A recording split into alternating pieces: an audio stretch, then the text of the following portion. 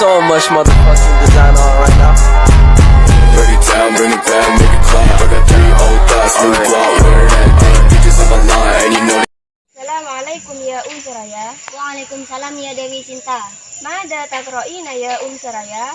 Aqra'u kitaban anil hadratil muslimina. Kanat hadratan azimatan. Taqaddamat fit tibbi wal riyadiyati wal jughrafiya wal falaki wal kimiyai wal fiziai wa ghairiha anil ulumil insaniyah. لماذا تقدمت حضرة المسلمين حتى أصبحت حضرة عظيمة؟ لأن المسلمين حين ذاك كانوا يجتهدون في القراءة واكتساب المعرفة.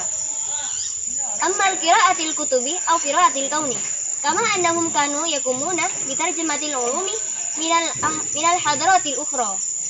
هل تستطيعون أن تذكري لي أمثلة عن العلماء المسلمين المشهورين في عصر تقدم الحضارة الإسلامية؟